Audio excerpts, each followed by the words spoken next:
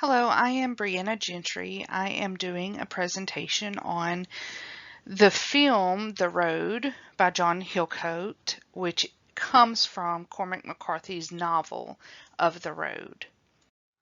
To start out, I thought it would be a good idea to give you the opportunity to watch the trailer for The Road. This will give you an overview of what the film is all about and the characters within it, and a little bit of the viewing of the imagery of the film, which is fantastic. So this will just give you an overview of that, and I recommend that you watch the trailer so that it's a little easier to follow along with the presentation and understand some of the aspects of the film. So in picturing the road, here we have a couple of images on the right side of this slide. You could see the dead trees and the rusted cars and the truck on the bridge there. But to take a quote from one of the articles that I've read that pertains to the film of The Road is the film perfectly captures the literary mood and landscape of McCarthy's book. A very high praise right here from McCracken. And in this film, something that I found very interesting when reading articles about this film, that the film was shot around the world in real places that disasters had struck, such as New Orleans and Mount St. Helens. And so it's interesting to see that they were able to utilize places of destruction as disasters to make a film and utilize that area even after such a devastating time in that area.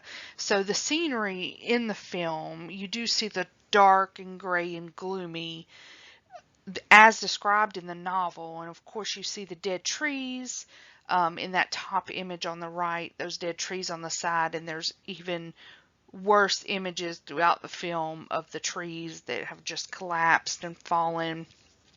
And you see the rusted out dirty automobiles around that have not been used obviously for years, and there's this emptiness and loneliness feeling. And there's not a picture here, but there are fires within the film too, you see, of trees and landscape that are just catching fire, and that they're trying to stay away from that. So the imagery of the road, the film The Road, was great and really took Cormac McCarthy's descriptions to the big screen. The emotional road in The Road, I wanted to use a quote to captivate this. The paternal touches of the man are repeatedly emphasized throughout the film by the close proximity that the two actors occupy within the desolate terrain. And in this photo from the film I put on here is just a fantastic view of that relationship between them, that loving, emotional relationship. You have the protective, loving father, the man who's going to do whatever it takes to protect his son, keep him at arm's length, as well as be ready to possibly even shoot him in the head in case of capture, because he doesn't want that. And then you have the boy who's this kind-hearted, thankful person who sees the best in people, and is such a giver. He is willing to give up some of their food that they're desperately in need for also, but he's willing to do that to give it up for somebody else to help them. So he just has such a beautiful heart. And another quote I wanted to use for him was, the boy possesses an inherent grace even in a world that has become an abyss. So it is such a great emotional piece of the film. This duo of characters, these actors did a wonderful job at portraying the man and the boy. So the spirituality in The Road in the film, much like in the novel, there's mentions of God or no God. Is there a God? Is there not a God? There's mention in the novel as well as film. If there was a God, he would have left us by now. So there is this spirituality aspect of both the novel and the film. And one of the biggest key things is carrying the fire, which everybody sees that in a different light. But there are people in these articles that I've read, the journal articles and such, that carrying the fire could represent spirituality. I even thought of that when I was reading the novel and watching the film, that maybe carrying the fire is like carrying the light of Jesus, trying to be the good in the world. And so there's that aspect of it. I wanted to put this image, this picture on here. This is a scene from the film, uh, and then I wanted to read this quote from this article. One of the film's most memorable and touching scenes, one that doesn't occur in the book, finds the man and boy taking refuge in an abandoned church, huddled beside a fire that looks like a sacrificial altar beneath a large bright cross. And you really see that imagery here in this photo. Another quote, family and spirituality, these are the places we turn in the face of a ruined world. And family and spirituality is really captivated in this image, I believe. You see the boy and his father huddled together there in this church. A very sweet moment. So there are very many similarities between the film and the novel. The film really does showcase a lot of the novel and the descriptions, but there are some differences that I wanted to highlight here. So in the film, there's not as many scenes of them rummaging houses as I remember in the novel. So when I was reading the novel and going through it, every time they came up to a new place to go inside to see what was in there, my heart was racing. I was holding my breath in anticipation to find out what they were going to find inside these places. And yeah, there were some scenes like that in the film, but not to the extent of giving me that anticipation of what's going to be in there like it did in the novel. And then you don't see the train of pregnant women. There's a mention in the novel of this train of people coming through, and towards the back were several pregnant women. This was not in the film at all. I did not see it, and it was not mentioned in there. And there's a scene in the movie that we just mentioned in the last slide that took place in the church that was not in the novel. So that was something added to the film.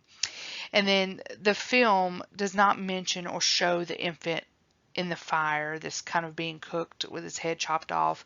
It was mentioned in the novel. Thank goodness it wasn't, because the whole time I was watching the movie, I was, anticipating that, and I really didn't want to see it.